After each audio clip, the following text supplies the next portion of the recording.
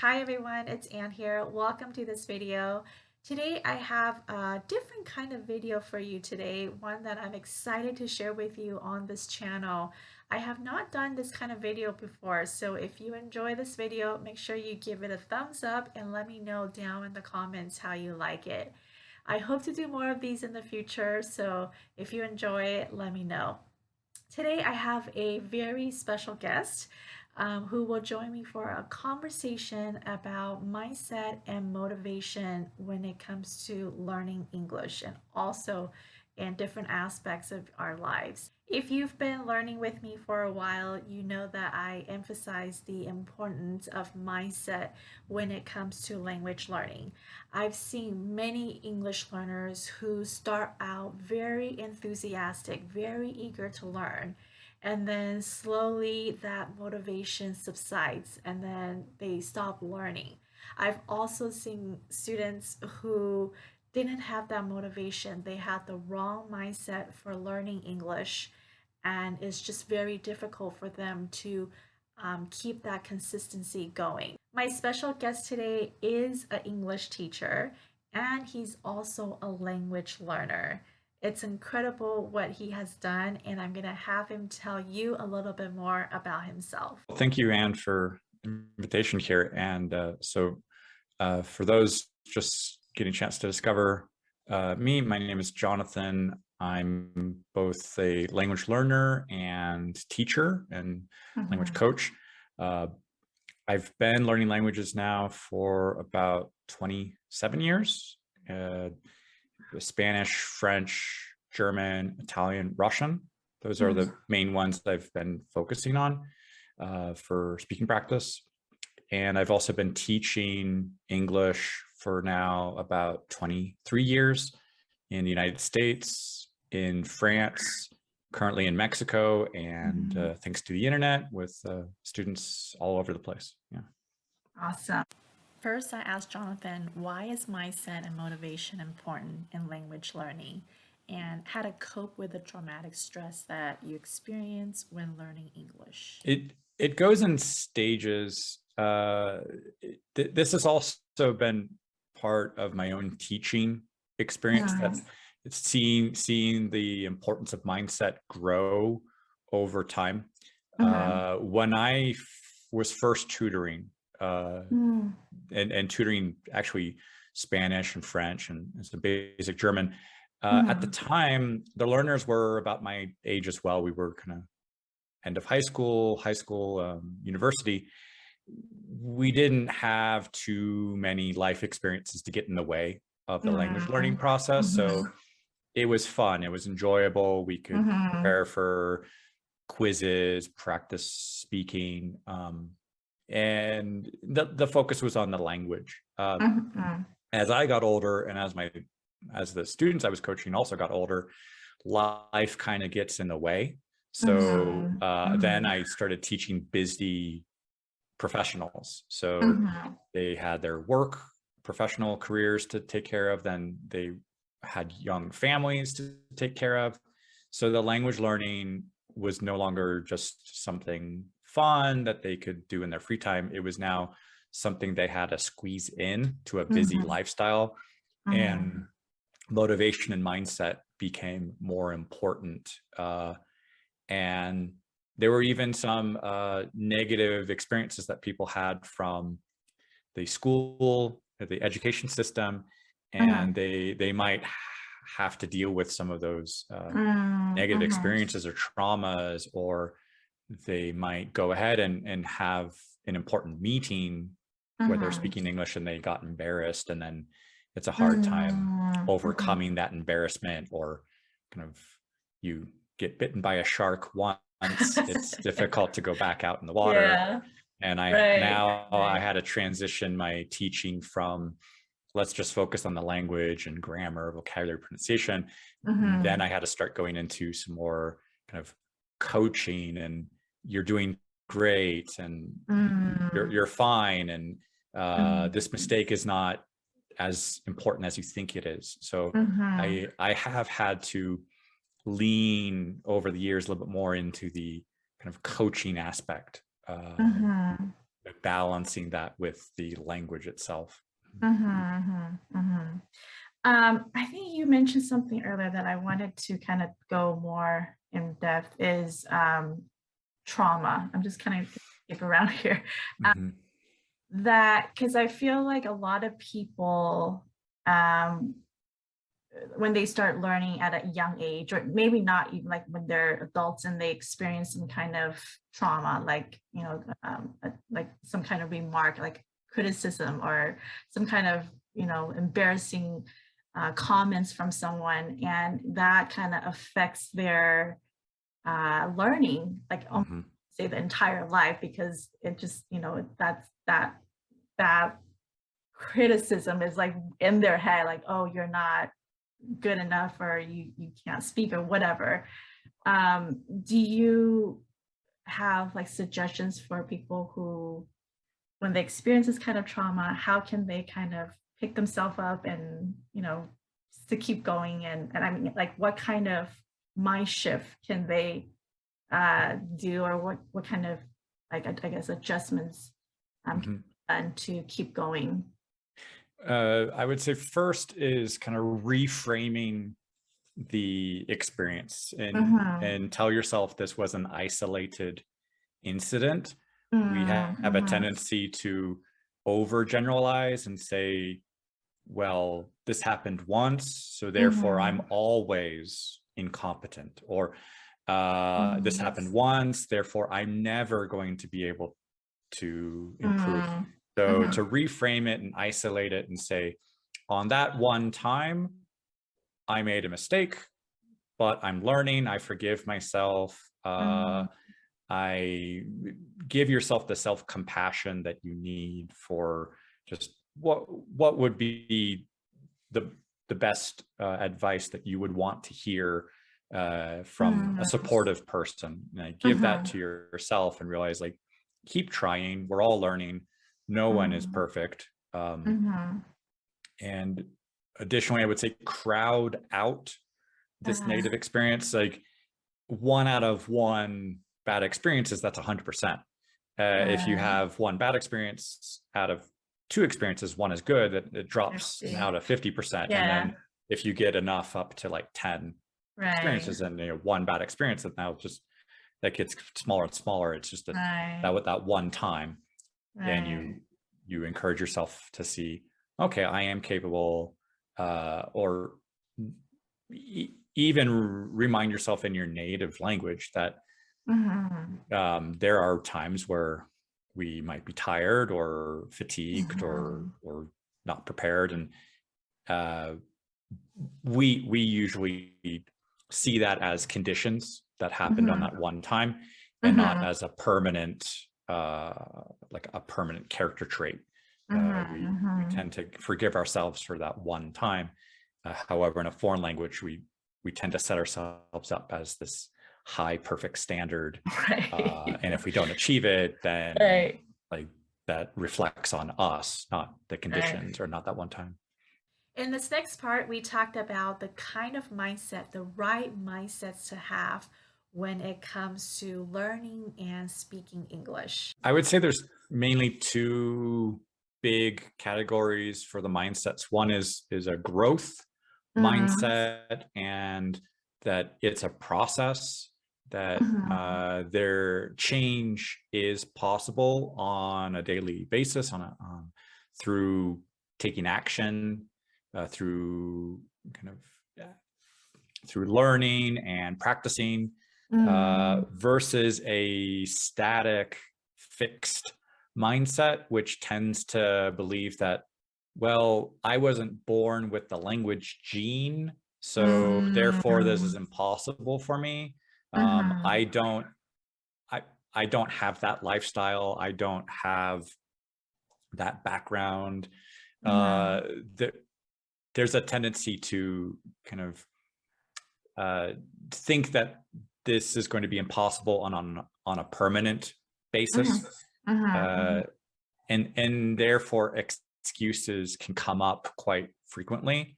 Mm-hmm. And it's not necessarily about silencing those excuses, because it is a little bit of a whack-a-mole. Mm-hmm. You find one excuse, you try to suppress it, another one will come up, or two will come up for each one that you try to suppress. So Right. uh, you want to take action and give yourself some results and see some metrics where maybe on today I couldn't, or this is what I'm capable of today, Mm-hmm. and then see if you attempt it again tomorrow, and encourage yourself to look for the positive small improvements. Mm-hmm.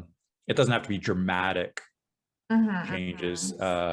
Look for the Mm-hmm. small wins, look for those Mm-hmm. small wins and embrace them. What else? The mm, give yourself permission to make these mistakes, because Mm-hmm. if we do a lot of theoretical Mm-hmm. studies, like just reading, grammar, listening, and not taking enough action, Mm-hmm. uh, we tend to procrastinate and then expect that the next time I go to speak or write, it's going to have to be perfect because I spent so much time on this theory.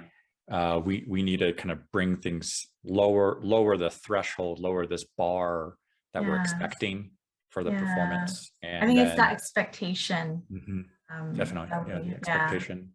Mm-hmm. Mm-hmm. Jonathan, you touch upon a point that I wanted to address here. A lot of people feel like after they reach a certain age or when they start learning English at a certain age, past that age where the researchers say that that you can really learn a language. I guess there's that misconception. People think like, oh, because I'm old, I'm not like a kid, so it's hard for me to learn, and then they have a lot of reasons for why they can't. With like you said, like life gets in the way, or financial reasons, or whatever.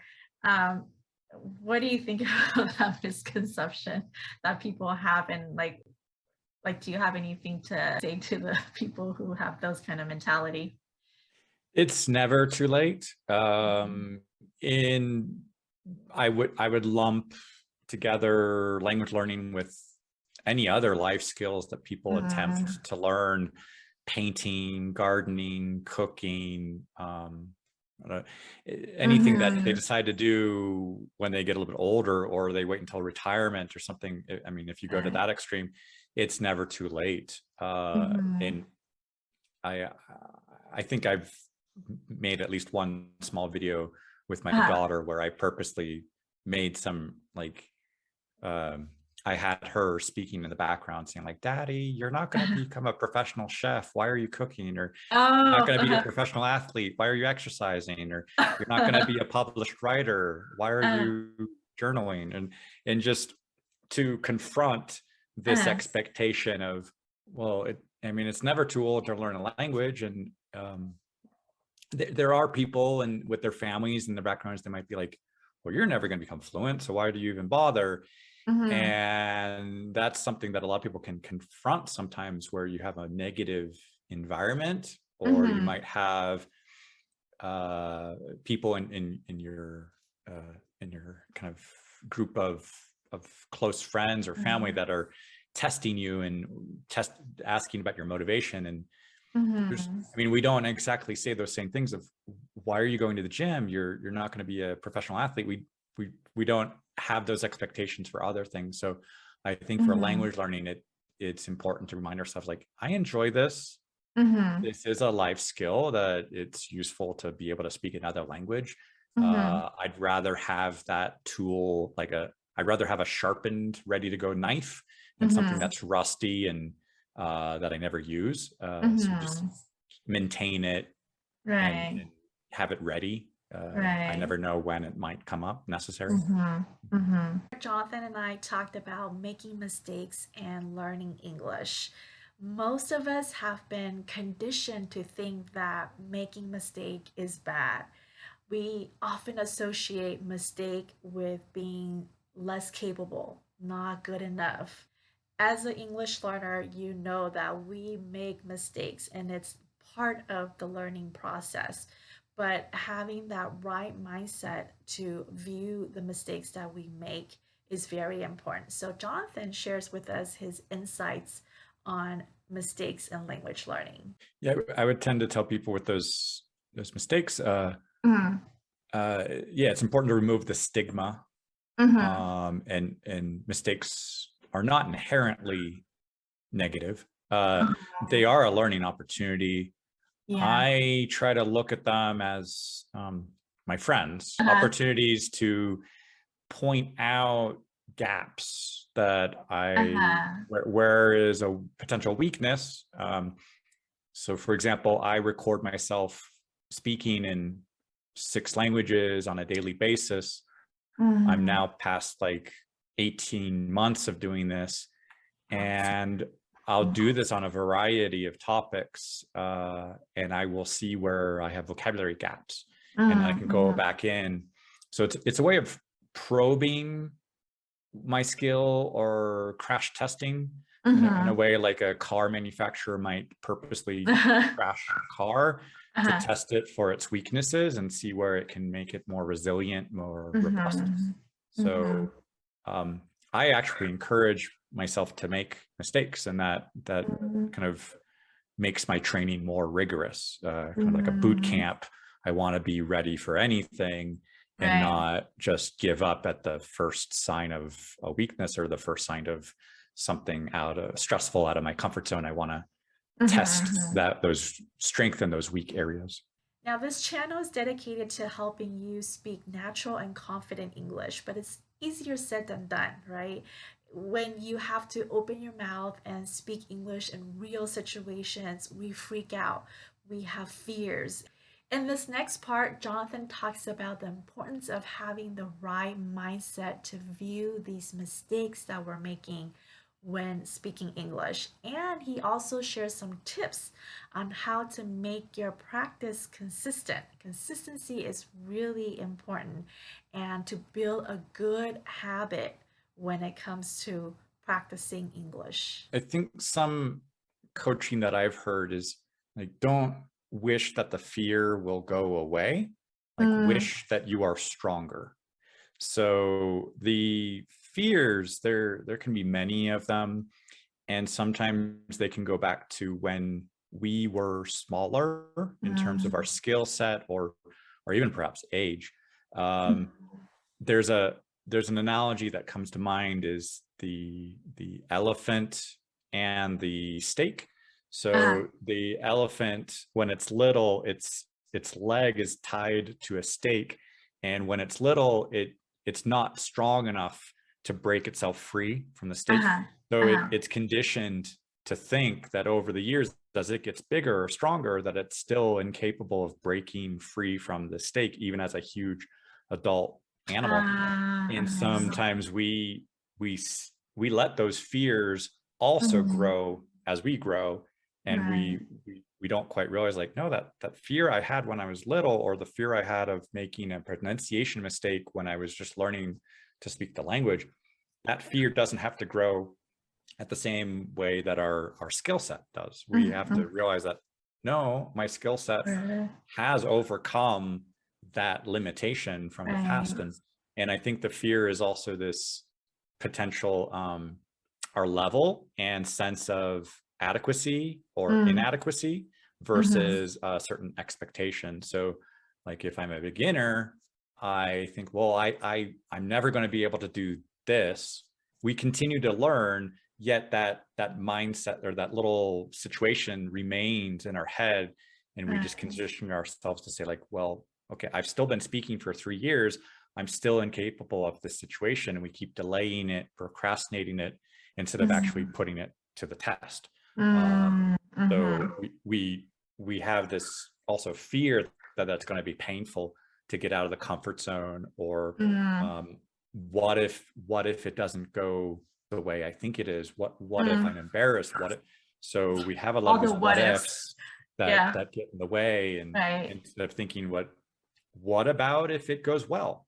And we have to Uh-huh. kind of change that a little bit to embrace the look at it, visualize it being a positive experience, and seeing all the good things that could come out of it from Mhm. attempting it, and and So sometimes we run away from a situation out of fear, like we don't want to experience some pain, we don't experience some discomfort, or but this mix of realize that that elephant has gotten big enough to break that chain or that rope. We have to give ourselves these opportunities to say like, no, yes, I can break that. I am stronger. My skill set is bigger. I've witnessed this even for myself with Spanish. I bought some books 20 years ago when I first came to Mexico. And I still stay with that experience of like, oh, this was difficult. My Spanish at the time was only about 5 or 6 years. And now my Spanish is definitely like, I don't know, 26, 27 years. And I look at the book and I'm like, oh, that's easy. Oh. But I've avoided for so many years reading novels and reading newspaper articles because I stayed with this mindset that like, oh, my Spanish level is not strong enough to be comfortably reading. And I avoided it and I procrastinated. So it's really important to kind of go back and confront those fears and give yourself these tangible results to say like, oh, that wasn't as hard as I thought it was. This was easier than I thought it was going to be.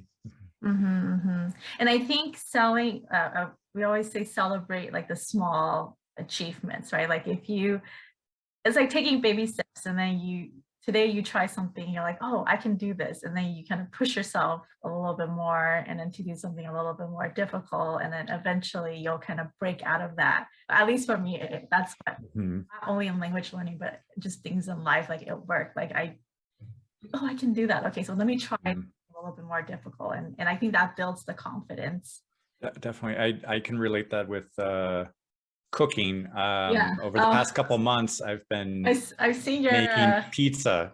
And my daughter, as much as I know that I'm improving and getting better at letting the dough rise, the ingredients and the temperature and all this, and like I keep tweaking and I keep wanting to see that was a little bit better. No matter what I do, my daughter will always remind me, yes, but that first pizza you made, and I'm like, thank you, sweetie, but yes, I know, I'm aware that first pizza I made was not edible. Oh, I was gonna say, is it edible? I mean, I thought it was edible, but yeah, but that first pizza you made, no matter how much progress I make.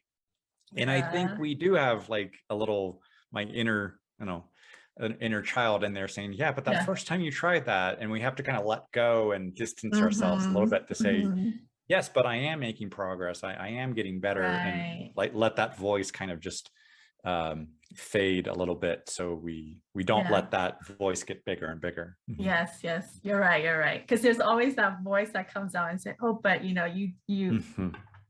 made this mistake, or you said something wrong, or whatever. Like, that's true. Yeah, we are our worst inner critic, and I know, right? I also enjoy listening to interviews with actors and some of them who refuse to watch their own works because they will know, oh, in that scene I could have done better, or like people around the world will praise them and say, oh, that was excellent performance, and but them looking at their own performance, they're just critiquing everything, and so it can be too painful for some people to see those things. I encourage people with the speaking challenge is these small short recordings. It's like a snapshot of before and after, and one of my students mentioned this kind of stepping into your zone of discomfort. I thought that was an interesting way to step out of your comfort zone, but step into your zone of discomfort. And so we need to be willing to kind of, I made a mistake today, or not even fixate on the mistakes, but just, I did something today.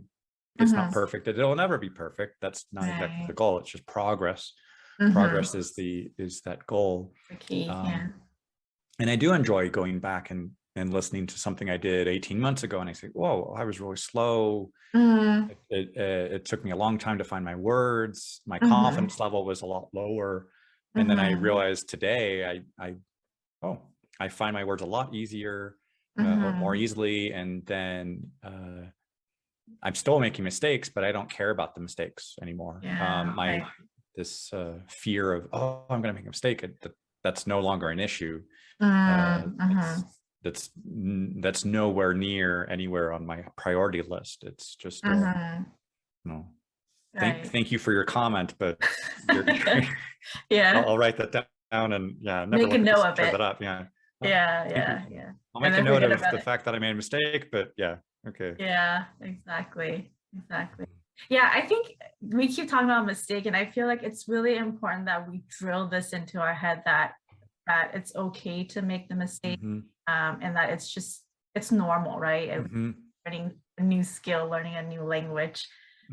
But I always say that it's important that that we do learn from the mistake and then move on, and not like what you were saying, like we kind of constantly think about that mistake that we made and let that kind of stop us from like not having that motivation to keep going.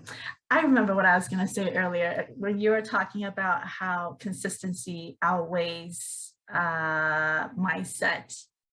And yeah, because I noticed that for me with exercise is, like I'm like, I don't want to do it. I don't want to go out. It's too cold, or I'm too tired to get out there and move my body. But once I do it, if I let that voice go and I actually go out and do it, like I'm glad afterwards. I'm like, oh, I'm glad that I, actually got out of the house and moved and exercised. So and doing that consistently, because if you don't, I think especially at the beginning stage, like if you don't keep that consistency, kind of hard to keep going.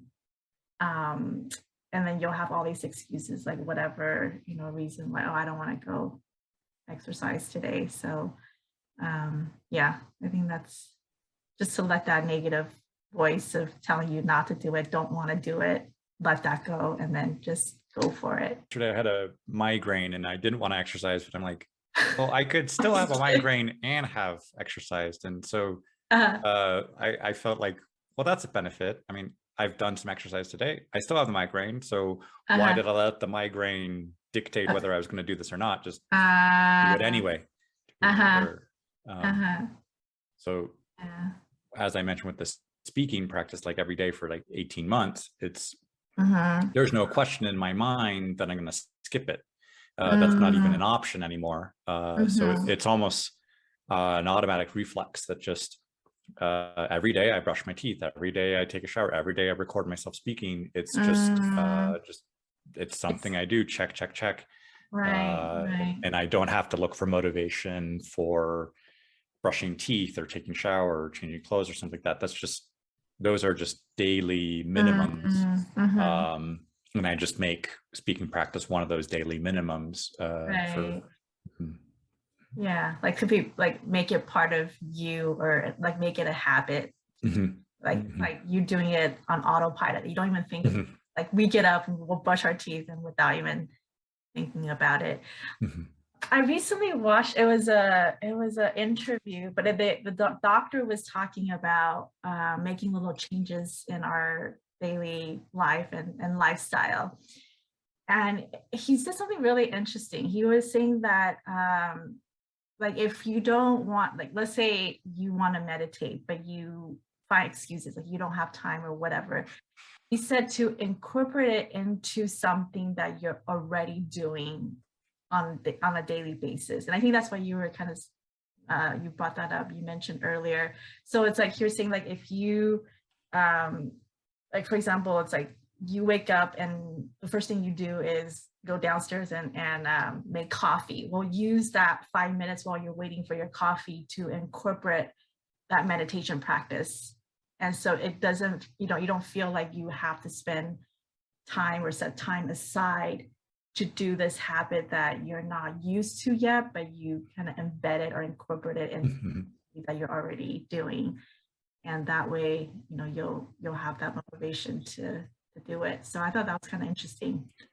Yeah, there's a really, to resonate with that, I think there's a really good concept within the Atomic Habits by James Clear, where he talks about habit stacking and also chaining these habits. So like you kind of, like you said here, if you're going to make coffee, you just embed that, integrate that together, or you do them simultaneously, or in some cases, I think going to like the Power of Habit with Charles Duhigg, I think creating something where you have a trigger, and then you try to insert an action along with that, and then you get this reward, and you start anticipating, like, I'm going to get my coffee, so maybe I meditate, and then my reward for meditating is fresh coffee here. Yeah.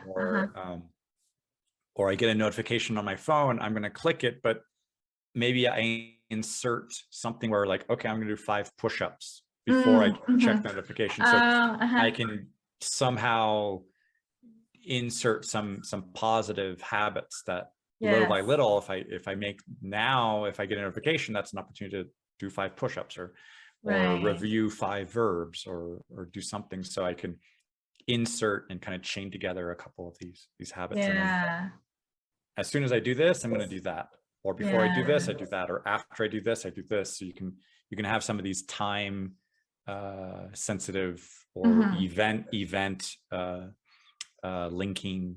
As soon as I wake up, I don't reach for my phone. I wake up, I write down 5 things I'm grateful for, or I do that in English as well. And 5 things I'm grateful for in English, and then I reach for my phone or something. Now, you know that English learning journey is a long one, and oftentimes for different reasons, we might lose our motivation, we might lose interest, and we feel like we don't want to continue learning English anymore. So in this next part, Jonathan shares his experience with language learning, and we also talked about what to do when you lose interest, when you lose motivation to continue practicing English. I think with the motivation, it's like hitching your language process to the wrong wagon. Motivation can get somebody started, and within the speaking challenge, and also with my own projects, I can see there's a sense of euphoria in that beginning stage. We have a tendency to overcommit, to bite off more than we can chew. And from there's a risk that we start something and it becomes all or nothing. And once we start to be confronted by, well, I didn't have as much free time today than I did before. Yesterday I was able to do an hour, today I only have 5 minutes, therefore I'm a failure. That's a very risky situation to be in terms of mindset and motivation. And then that can lead to kind of a frustration, and then the next day skipping it, of, oh, well, I don't see the point in 5 minutes if I can't do an hour. So not valuing like a drop of water that can increase over time. So sometimes we do have to scale things back and embrace the, like, well, something small is better than nothing. So something is definitely better than nothing. Yet we have a tendency to say, well, no, it's either all or nothing, and we don't really find the value in that one little something. I have gotten a lot of useful insights from James Clear's book, The Atomic Habits, and also Charles Duhigg with the Power of Habit. So in some cases, it can be our learning environment that puts kind of, it's not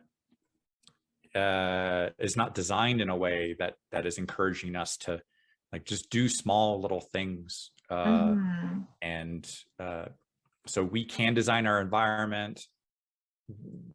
In terms of mindset, we can adopt a new self-belief or self-perception of like, well, I am the kind of person who practices not just only on weekends or only when I have free time. So I'm the kind of person who practices whenever I can. And then we adopt our actions to reflect that belief. That's definitely something from James Clear. And myself, I've had struggles. I've had ups and downs on speaking practice, or things with teaching, and things that I launch, or things that don't quite go as according to plan.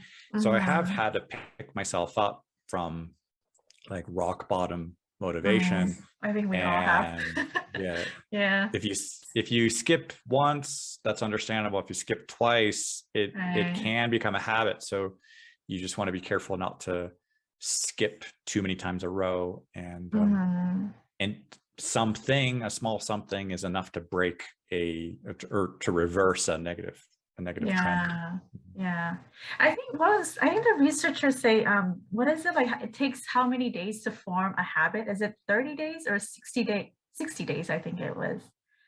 I've heard a variety of things. It can be like 3 weeks, it can be 6 days, it can be 1,000 hours. I mean, there's all kinds of numbers that are out there. But consistency, I think, going back to this idea that hitching my wagon to motivation is like possibly the wrong approach, because each day we might wake up like not feeling like I want to do it. I might make a promise to myself when it's warm outside, and then the next day it's cold, and I have to get out of bed and go run or go do something.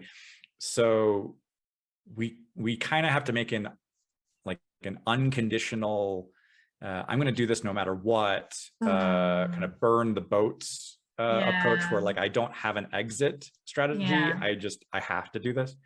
So consistency definitely outweighs motivation, because motivation is like, I don't feel like doing this.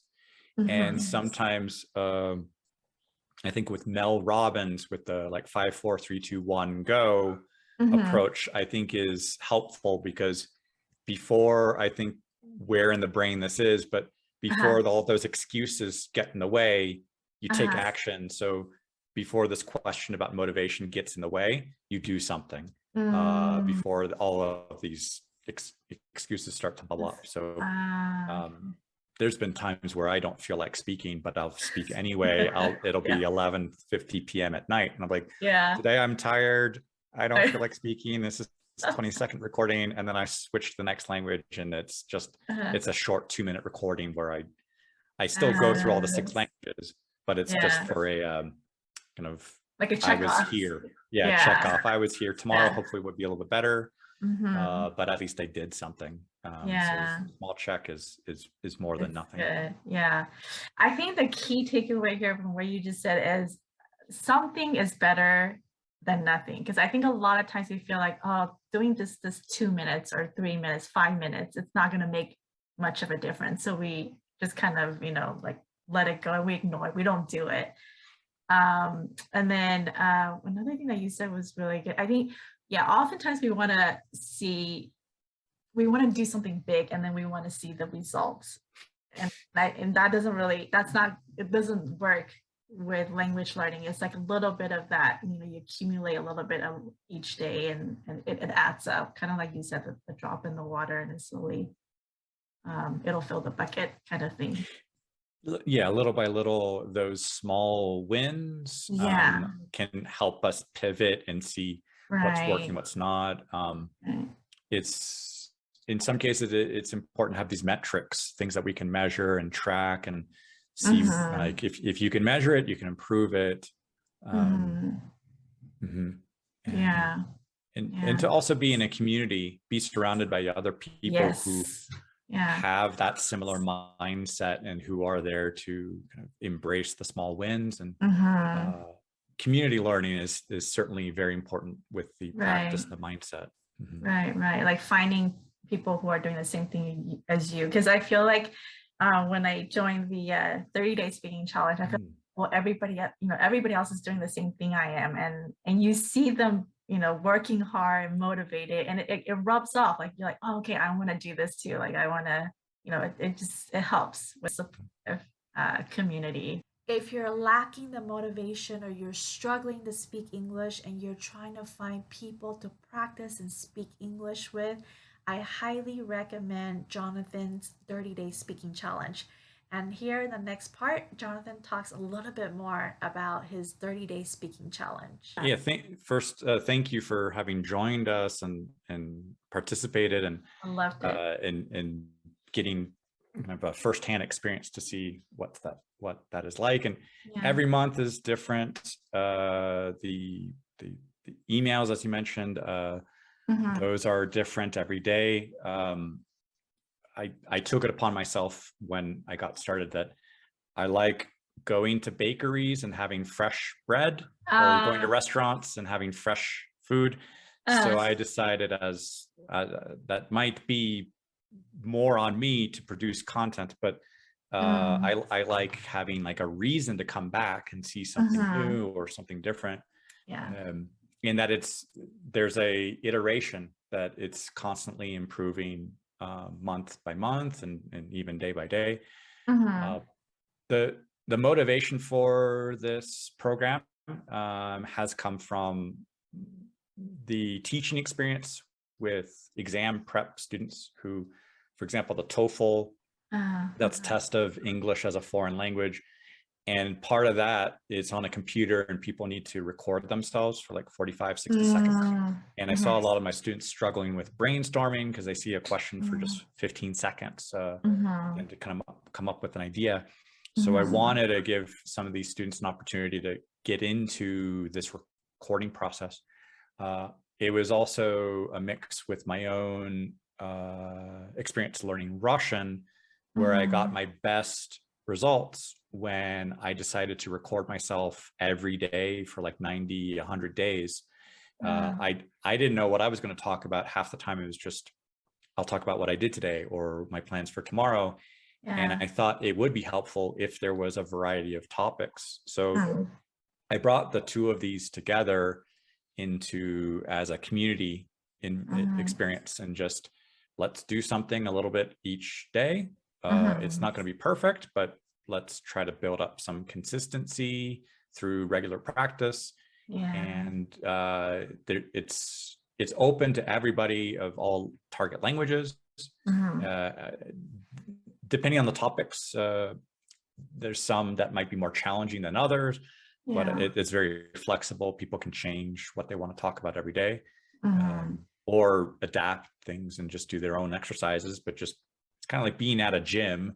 Not everybody has to follow exact same program, but they're encouraged to do something and support each other. So we do have a very nice mix of people from around the world and learning different languages. And sometimes we can give each other feedback. I have to be careful not to like completely go out and say we guarantee it. It's there's an opportunity, but I encourage people to kind of make friends to help each other.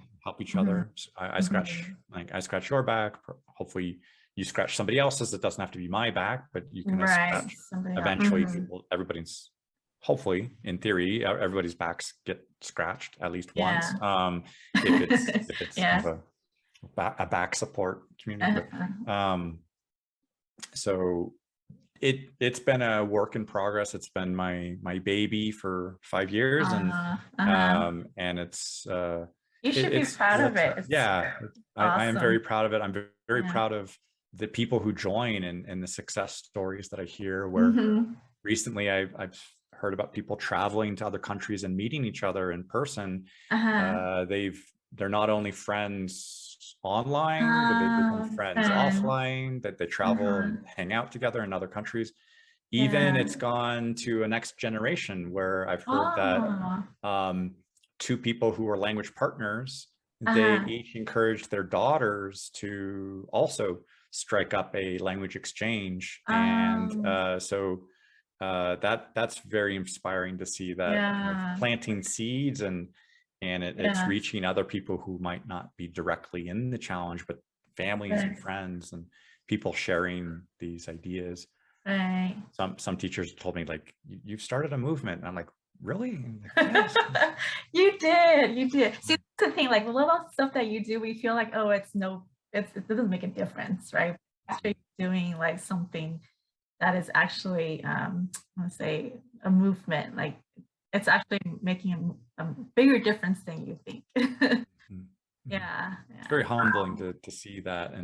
Yeah. And I always still have this image from I'm a big Back to the Future fan, and there's this one scene where the Doc Brown sees the time machine and sees this flux capacitor, and he's like, oh my gosh, I invented something that works. And I sometimes have that, like, each day I have to remind myself, like, this is cool. This works. It's helping people. They're getting practice, and Yeah. and they come back. They want to come back, and they're celebrating. This is my 1-year anniversary. This is my 6-month anniversary in the program. Like, oh, that's just amazing that people are really proud to be there, and to kind of get those little kind of chips on, like, okay, I've been here 6, I've been there 2 years, I've been here 3 years. So that's very inspiring. Yeah, yeah. And I've seen a lot of the success stories in the Facebook group.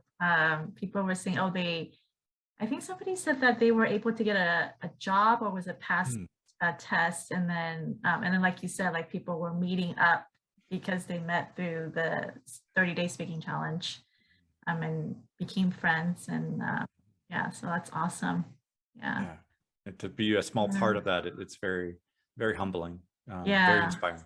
I'm very impressed with your daily email of, I mean, it's like it's different every day. You write the topic, and then like I was saying earlier, you share your experience and language learning. And I think that's really helpful. I think, feel like when I read those emails, it kind of sets my motivation or my mindset for that day before I record, because I feel like, okay, at least I'm mentally prepared, and I know other people are, like, going through this, or at least Jonathan is going through the same thing, and he's experienced this, these up and downs, and it really motivates me to keep going. So definitely, there's a human journey being documented there, and sometimes it's kind of like teaching, becoming a better teacher, becoming a better learner, becoming a better parent, becoming a better person, healthier, and so there's opportunities that kind of language learning. It's something that can encompass so many aspects of daily life, and just sharing that experience, and it does kind of I want to say it starts to not contaminate, but it starts to kind of affect other areas. That if you get positive change, it starts to kind of touch other things, and then that also spreads. So there's a lot of benefits that we see in the community, and that inspires other, like, hey, if I can get some progress here, where else can I see some progress? If you enjoy this video and you want to learn more about Jonathan, this is where you can find him.